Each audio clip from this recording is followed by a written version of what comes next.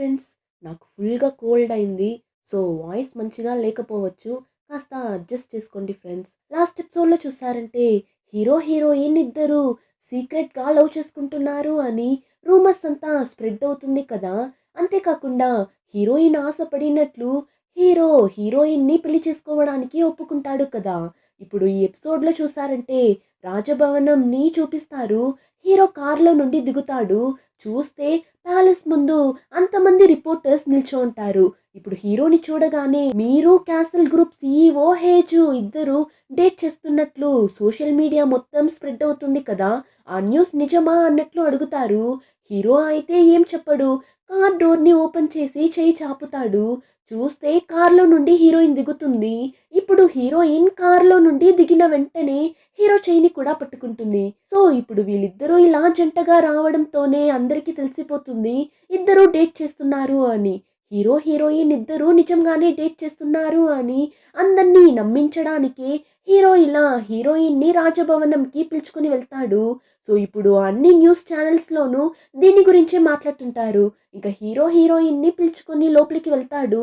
అప్పుడు హీరో దగ్గర పనిచేసే కోర్ట్ లేడీ వచ్చి, యువరాజా, రాజమాత యూనా మీకోసం వెయిట్ చేస్తున్నారు అని చెప్పినప్పుడు హీరో చాలా లేట్ అయింది, నేను రేపు వెళ్ళి మీట్ అవుతాను అంటాడు.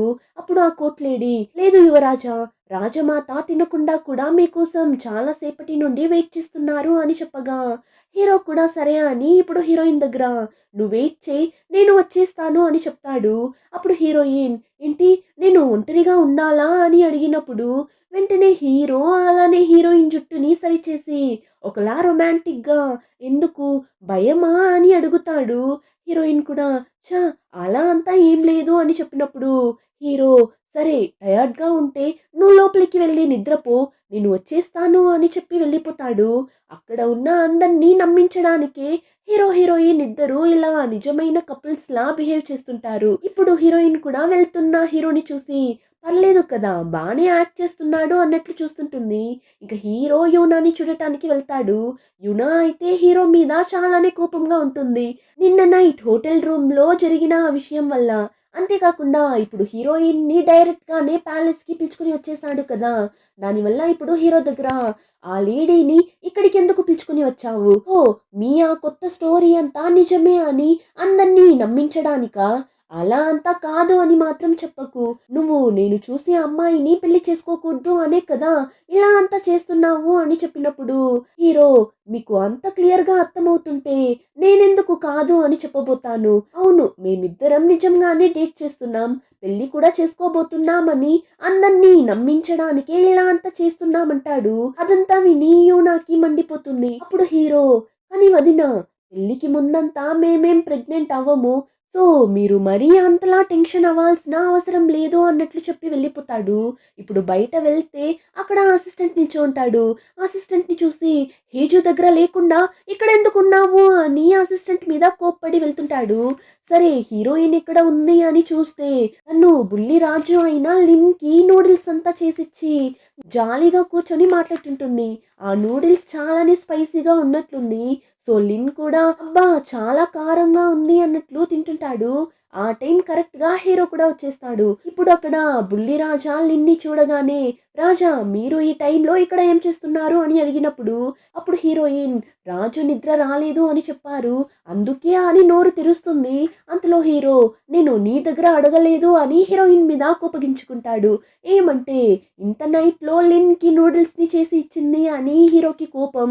అప్పుడు లిన్ వచ్చి హీరో దగ్గర, నాకు నిద్ర రాలేదు అని చెప్పాను, అందుకే హేజు కడుపు ఫుల్‌గా తింటే నిద్ర వస్తుంది అని చెప్పి నూడిల్స్‌ని చేసిచ్చారు అని చెప్పగా అంతే హీరో హీరోయిన్‌ని కోపంగా ఒక లుక్ ఇచ్చి ఇప్పుడు వెంటనే అక్కడ పనిచేసే వాళ్ళని పిలిచి రాజుని అక్కడి నుండి పంపించేస్తాడు. ఆ తరువాత హీరోయిన్ దగ్గర, ఎందుకు లిన్‌కి ఈ టైంలో అంత స్పైసీ ఫుడ్‌ని ఇచ్చావు? మంచిగా డైజెషన్ అవ్వకపోతే ఎలా?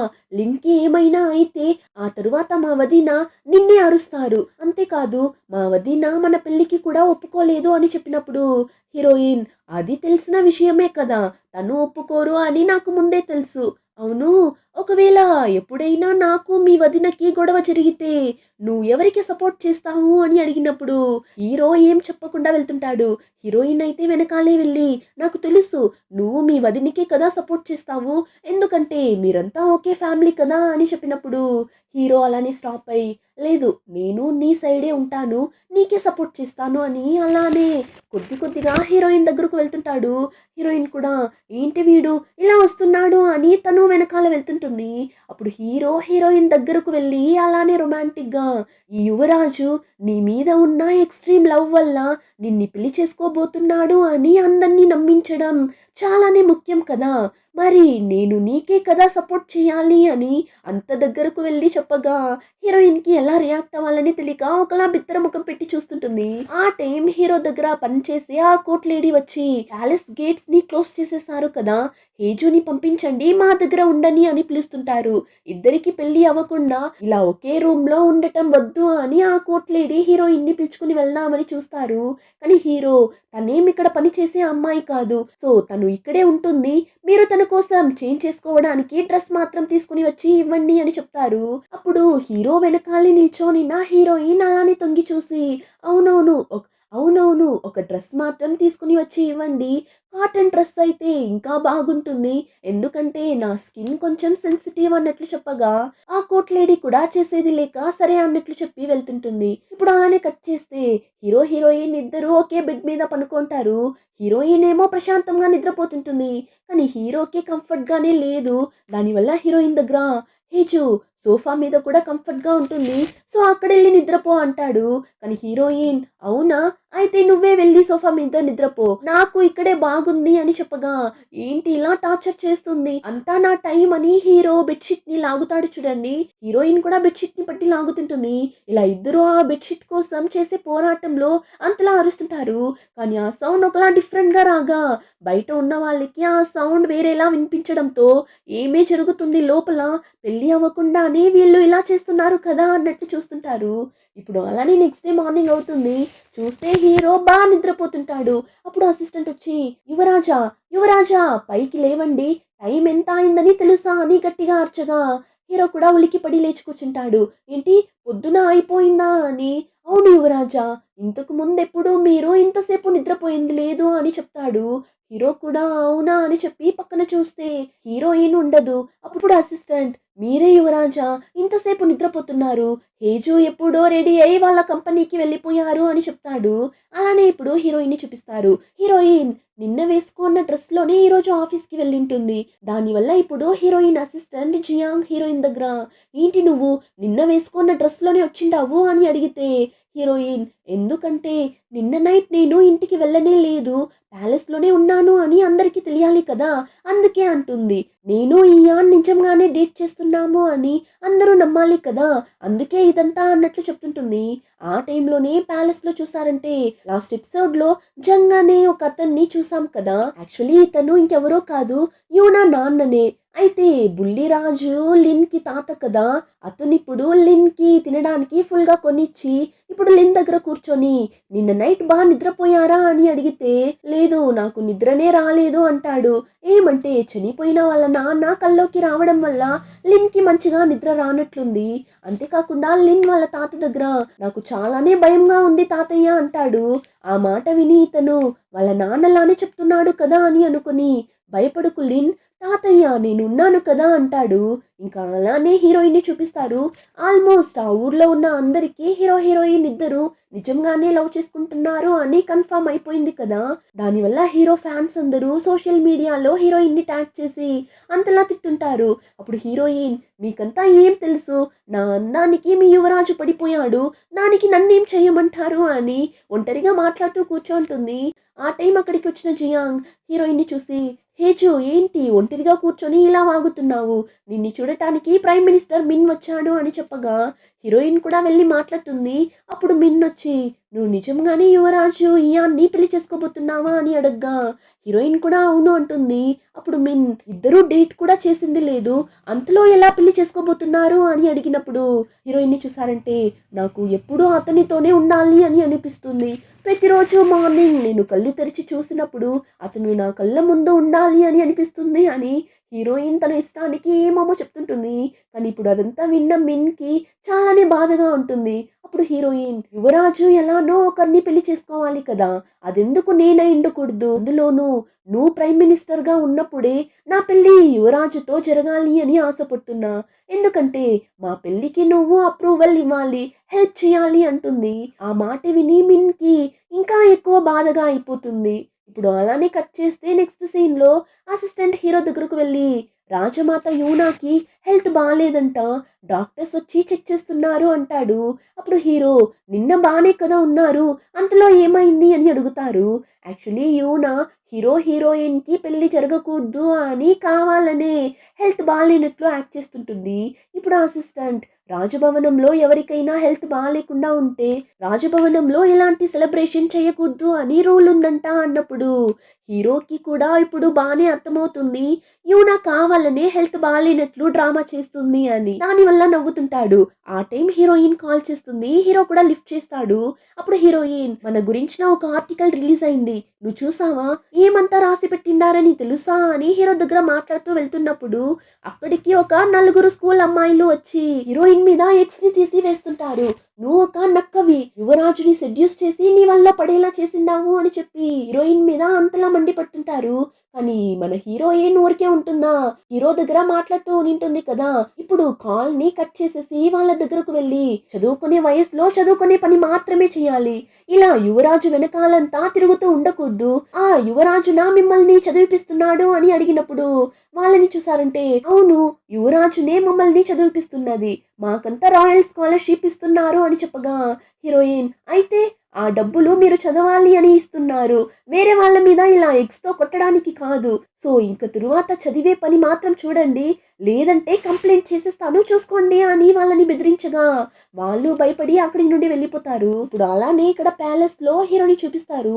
అసిస్టెంట్ చాలా ఫైల్స్‌ని తీసుకొని వచ్చి హీరో టేబుల్ మీద పెట్టుంటాడు. మీ పని, రాజు చేసే పని, ఇంకా రాజమాతకి హెల్త్ బాలేకపోవడం వల్ల రాజమాత పని అని అన్నింటినీ ఈరోజు మీరే చూడాలి యువరాజా అని హీరో ముందు అన్ని ఫైల్స్ ని తీసుకుని వచ్చి పెట్టగా హీరో, దేవుడా నా వల్ల కాదురా అయ్యా అని అలానే టేబుల్ మీదనే పడిపోతాడు.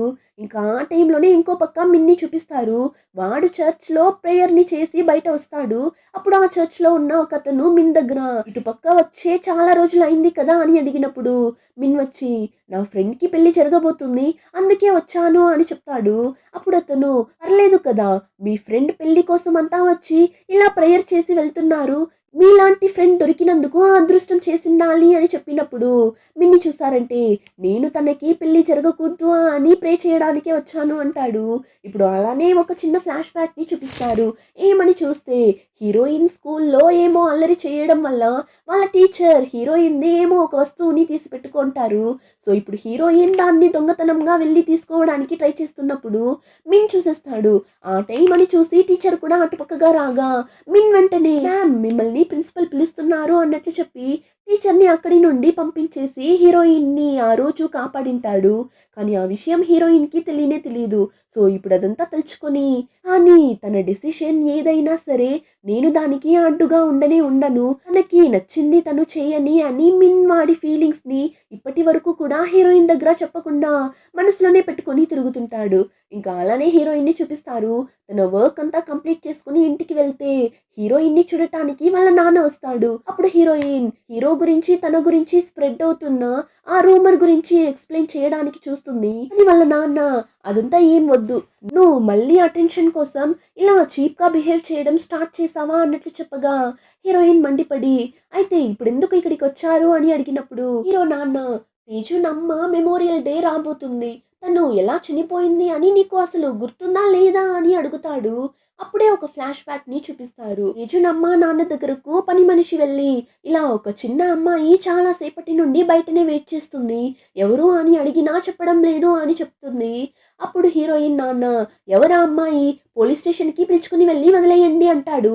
కానీ తేజున్ వాళ్ళమ్మ, ఏంటండి అలా చెప్తున్నారు, చిన్న అమ్మాయి అంటున్నారు, రండి వెళ్ళి చూద్దామని బయట వెళ్ళి ఇప్పుడు ఆ అమ్మాయి దగ్గర, ఎవరుమా నువ్వు, నీ పేరేంటి, మీ ఇంటి అడ్రస్ మర్చిపోయావా అని అడిగినప్పుడు ఆ అమ్మాయి, నా పేరు హేజు, నేను లీజిన్ కూతుర్ని అని చెప్పి ఇప్పుడు తేజు నాన్నని చూసి, మీరే కదా మా నాన్న అంటుంది. యాక్చువల్లీ ఆ చిన్న అమ్మాయి ఇంకెవరో కాదు హీరోయిన్. వచ్చింది తన కూతురే అని హీరోయిన్ నాన్నకి కూడా తెలీదేమో. సో, ఇప్పుడు అలానే షాక్ అయ్యి చూస్తుంటాడు. కానీ ఇప్పుడు హీరోయిన్ చెప్పిన మాట విన్న తేజు నమ్మకి ఒక షాక్‌లో హార్ట్ అటాక్ వచ్చి అక్కడే అలానే చనిపోతారు. కానీ ఆ తరువాత నుంచి హీరోయిన్ అక్కడే పెరిగింటుంది. కానీ హీరోయిన్ నాన్నకి హీరోయిన్ కన్నా కూడా తేజున్ అంటేనే ఇష్టం. దానివల్ల ఇప్పుడు కూడా హీరోయిన్ దగ్గర ఈ రూమర్ అంతా ఎవరైనా నమ్మొచ్చు. కానీ నేను నమ్మను. నువ్వేమో ప్లాన్ చేసి ఇలా అంతా చేస్తున్నావు అని నాకు బానే తెలుసు. కానీ ఎలానో పెళ్లి చేసుకొని వెళ్ళిపోబోతున్నావు కదా! దానివల్ల బిజినెస్ అన్నింటినీ నా దగ్గర ఇచ్చేసేయ్ అంటాడు. కానీ హీరోయిన్ ఎలా ఇస్తుంది? లైఫ్‌లో ఒక్కొక్క విషయాన్ని చాలానే కష్టపడి తీసుకొనింటుంది. చిన్నప్పటి నుండి చదువులో అయినా సరే, ఆటలో అయినా సరే ఎందులో ఫస్ట్ వచ్చినా హీరోయిన్ నాన్న హీరోయిన్‌ని అస్సలు పట్టించుకోడు. అతనికెప్పుడు తేజున్ అంటేనే ఇష్టం కదా! అంతేకాకుండా హీరోయిన్‌ని అతని కూతురుగానే చూసిండడు. సో, ఇప్పుడు హీరోయిన్ అదంతా ఆలోచించి మీకు తేజున్ మాత్రమే ఇంపార్టెంట్ అని నాకు తెలుసు. నా దగ్గర ఉన్న అన్నింటిని తీసుకొని వాడికివ్వాలి అని అనుకుంటున్నారని కూడా తెలుసు. కానీ నేను అంత ఈజీగా దేన్ని వదులుకోను. కంపెనీ కోసం నేను తేజున్ని చంపడానికి కూడా ఆలోచించను. నేనెప్పుడూ వేరే వాళ్ళ వస్తువుల కోసం ఆశపడను. అలా అని నా దగ్గర ఉన్న వాటిని లాక్కోవాలి అని చూస్తే మాత్రం నేను చూస్తూ ఊరికే ఉండను. మీ వల్ల అయింది చూసుకోండి అన్నట్లు చెప్పగా అంతే వాళ్ళ నాన్న హీరోయిన్ మాట్లాడిందంతా విని మండిపడి వెళ్ళిపోతాడు. కానీ ఆ తరువాత హీరోయిన్‌ని చూసారంటే వాళ్ళ నాన్న మాట్లాడిందంతా తలుచుకొని చాలానే ఫీల్ అవుతూ కూర్చుంటుంది. ఆ టైం హీరో కాల్ చేస్తాడు. హీరోయిన్ కూడా లిఫ్ట్ చేస్తుంది. అప్పుడు హీరో "నువ్వు ఓకేనే కదా? ఏం ప్రాబ్లమ్ లేదు కదా?" అన్నట్లు అడుగుతాడు. ఏమంటే అప్పుడే హీరోయిన్ హీరో దగ్గర ఫోన్ మాట్లాడుతూ సగంలోనే కట్ చేసేస్తుంది కదా! అందుకే ఇలా అడుగుతుంటాడు. కానీ హీరో అలా అడగగానే హీరోయిన్‌కి ఒకలా అయిపోతుంది. ఏమంటే ఇంతవరకు హీరోయిన్ దగ్గర ఎవరు ఇలా అడిగిండరు. దానివల్ల ఎమోషనల్‌లో హీరో దగ్గర మాట్లాడలేక నేను ఇప్పుడు కాస్త పనిలో ఉన్నా, నేను రేపు కాల్ చేస్తాను అన్నట్లు చెప్పి ఫోన్ పెట్టేస్తుంది. ఇప్పుడు కాసేపట్లోనే ఎవరో డోర్‌ని అంతలా కొడుతుంటారు. హీరోయిన్ అయితే ఎవరా అది? మళ్ళీ నా మీద ఎక్స్‌ని వేయడానికి వచ్చారా ఏంటి? ఉండండి వస్తున్నా అని బేస్‌బాల్ బ్యాట్‌ని తీసుకొని ఫాస్ట్‌గా వెళ్ళి డోర్‌ని ఓపెన్ చేసి ఎవరా నువ్వు అని కొట్టడానికి వెళ్తుంది. కానీ చూస్తే వచ్చింది హీరో. హీరోయిన్ నువ్వేంటి ఇక్కడ అని షాక్ అయి చూస్తుంటుంది. అలానే ఎపిసోడ్ కంప్లీట్ అవుతుంది. రిమైనింగ్ స్టోరీని నెక్స్ట్ ఎపిసోడ్‌లో చూద్దాం. ఇంకా ఈ వీడియో నచ్చితే like, share and subscribe. Thank you.